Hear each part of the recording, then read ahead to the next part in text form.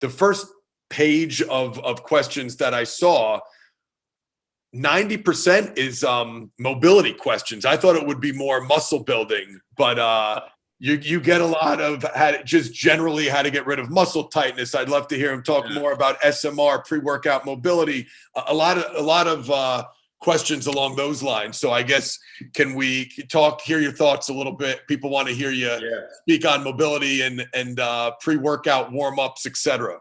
For sure. And this is where, you and I are going to have a point of difference here. Okay. And this is the reason why people ask it so much, is because a lot of what I say around these topics, it triggers their belief. Similar to saying a barbell squat isn't the best king of all exercise and there are better options out there for certain contexts. I have a very similar kind of triggering thought process around mobility and how to improve it. Honestly, it will be something that we should cover off in a full episode on its own because it's a deep topic. But for the cliff notes, I really don't do any mobility work whatsoever. And I've been in positions where I've been the completely banged up, can barely move, can barely touch my toes kind of thing. And I would stretch, I'd get SMR multiple times a week. Or I'd be getting all kinds of massage therapy done, rolfing, I'd be getting Graston, I would be doing a lot of stretching. I was following a lot of Coach Summers at the time, Christopher Summers, the Gymnastic Bodies. So I was doing stretch routines 4 times a week for an hour and a half. Like, I was going full bore into I'm going to improve my mobility. I was following the Kelly Starrett model, the supple leopard, everything. And I was finding that it wasn't lasting, and I was finding that I wasn't sticking, and I was wondering, what's really missing here from these, I guess, passive modalities? And what's really going on when we feel tightness in a muscle? Like, as you know, tightness is not tissue specific. It's not because your hamstrings are tight. It's not because the muscle itself is shorter. It's all neurological. It's all neurological. And all you're doing when you typically stretch something is you're decreasing that neurological sensation of tightness. You're creating a desensitization to the sensation in the muscle. It's not because you've lengthened out that tissue, which is why after a little while it tends to snap back. And it especially snaps back if the training that you're doing isn't ideal for your body. So I do believe that mobility, I've seen happen, you do mobility work, you will be more mobile, you better move better. But if you go right back into the same program that's insufficient for you in some way, that you're maybe missing certain exercise, you're missing certain muscle groups, maybe then that's going to create this thing to snap right back. And that's why your hamstrings are always tight. Maybe it's not because of your lack of hamstring stretching. Maybe it's because you don't train your hip flexors. Maybe it's because you don't train your core, you don't train your abs. So you're doing all this hip extension work, but you're doing no hip flexion work. So why do you think your pelvis is all out of alignment? Look at ankles is a humongous one. People train the calves, people stretch the calves, they do their combat stretch. How many people train their tibialis? Not many. But even beyond that, that's the tibialis anterior, it's a dorsiflexor in the foot or for the leg. But what about some of the other muscles around the ankle joint? Like, you got your flexor hallucis longus, your extensor hallucis longus, you have your peroneals, all these muscles around that ankle structure, they're really important. And I would probably argue that something like the extensor hallucis longus, that's a more prominent dorsiflexor of the ankle than the tibialis. And maybe your limitation isn't calf, maybe your limitation isn't tibialis, maybe it's the muscles, the intrinsic muscles of the foot and the ankle that we neglect. And it makes a lot of sense. Again, this is not necessarily the right answer, but this is what my thought process goes to and what I found to be most effective for improving ankle mobility very, very, very quickly is how do we cue a lot of our lower body movements? It's drive through your heels and it's push outwards. It's spread the floor. It's usually push your knees out. It's a lot of supination biased work. How often do we really tell people to maybe put a bit more pronation forces? How much do we tell people to push to allow their knees to track forwards and go up into more the ball of the foot? Put weight through the toes a little bit more. But what that allows you to do is that allows your knees to track forwards. The more you get that forward displacement of your weight onto your toes, onto the ball of the foot, the more you allow for a degree of pronation and maybe a degree of knee collapse, like knees coming, a little bit of valgus force. Not too much, but some. That then allows your knees to track forwards into this mobile position. And The reason why I think that's so important is because we lack that in what we teach. We teach knees out. We teach spread. We teach open up your hips. We teach all this supination and heel dominant cueing for our lower body exercises. And then you add that on top of the lack of calf training. You add that on top of the lack of tibialis training. You add that on top of footwear and how restrictive that is. Then of course, all the muscles in the lower leg, the calf complex, the flexor hallucis longus, extensor hallucis longus, the intrinsic muscles of the feet, they're going to have poor development. And if one of the primary roles for some of these other intrinsic foot muscles is to assist in dorsiflexion, then no matter how much stretching you do, your calves are always going to lock back up, because that calf tightness is not from a lack of stretching. That calf tightness is because your brain does not sense stability in that degree of dorsiflexion, because it knows that your intrinsic foot muscles don't have the strength or the neurological efficiency to be able to support your knee complex and your ankle complex in that degree of range of motion. So of course it's going to snap right back.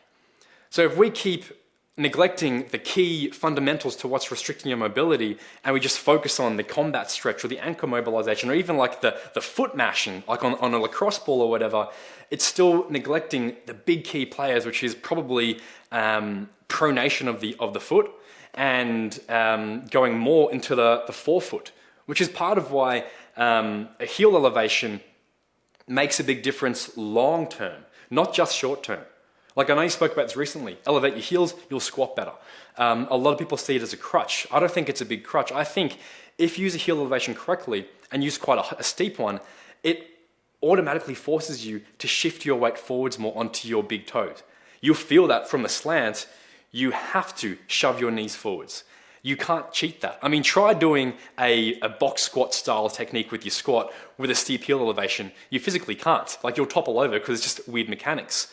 And I love that, because I get somebody to do nothing else, no mobility work. I just give them a long cycle of training, like 6 to 12 weeks, maybe 18 weeks of steep heel elevations. And they go back to flat foot work after, and they've got more mobility in their ankle from zero stretching and zero strict mobility work, because we've, on a neurological level, retrained them out of the heel dominant lifting. We've taken them away from the supination dominant lifting. We've taught them how to pronate more, just subconsciously. We've taught them how to push their knees forwards more, so their bodies gain strength, stability, and confidence around that range, and then it lets them go there at all times to their capacity. And that's what I think is a more methodical approach. Because when I look at it, I say, I'm a pretty lazy coach. I hate cueing people. I hate having to tell people over and over again to stay on top of their homework. I want to give them something that's mindless. I want to give them something that's going to give them the result with the least amount of input from me possible. Because maybe I'm lazy, maybe that's it. But I also think it's the most effective way to do it, because, hey, we're all fallible. Like, we're not going to do things that we see marginal gains from or that we see no gains from, that we have to still stick with it and force ourselves through it. If something's not giving you some kind of response, then maybe it's not the most effective thing.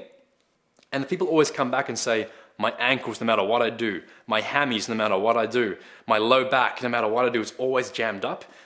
Well, maybe what you're doing at the moment still isn't effective. You're still missing a key component. And again, this is me asking the 5th, 6th, 7th layer of why does stretching my calves not work? Why does working my tibialis not work? Why does all this exercise that I'm doing, why is it not effective? It's because I'm probably missing something. And it really does come down to the nervous system, to understanding what's causing that tightness in the first place. Yeah, and that, man, we definitely need to do a full episode on this, because I don't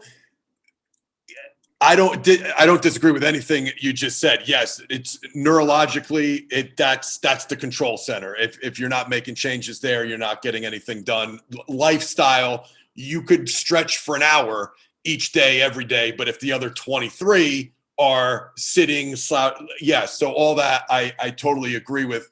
I do think you could get into the interesting, like some of the things you said about, yes, well, the majority of coaches will teach a squat by like sitting back on your heels, pushing your knees out. I was one of those coaches, my top 2 cues for years.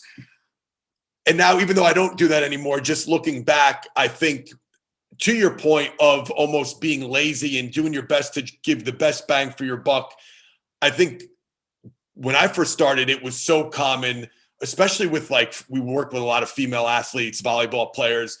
They had such excessive knee valgus and pronated feet. Like you just wanted to kind of like, it's a slippery slope now telling those people, hey, we need to get those knees a little more forward. It's okay if they come in because they're already kind of a little bit too much. So you coach the opposite. Hey, push those knees out, sit back. Maybe we'll get some glute and hamstring strength and try to reverse that a bit. And I think that's how those simple cues start.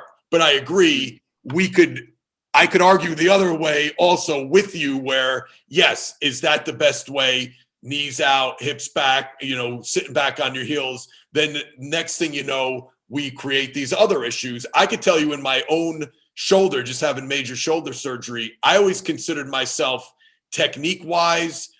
My dad, very strict. Like I never went through that period like, oh, I lifted sloppy and too heavy. Like none of us are perfect, but my technique was always on point.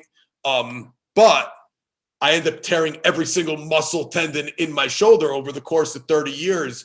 And there's more than one reason, but perfect example along the same lines you're given. I was big into, hey, at young kids, we all train chest and biceps. So you got to do more back work. And then when I benched, it was a lot of shoulder blades together and down, right? So now it's so much shoulder blades together and down. I totally neglected the serratus and the protraction. And I felt towards the end when my shoulder was just destroyed, like, man, that I'm not saying it's the only reason, but that certainly contributed to it.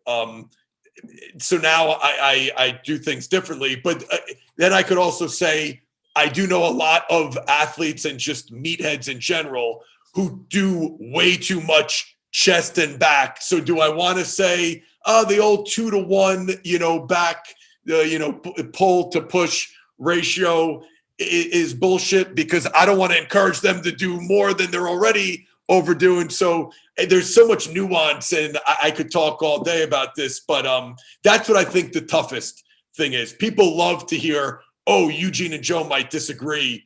Joe, the big part of his certification, they teach about warming up and mobility. And Eugene says, don't warm up, don't mobilize.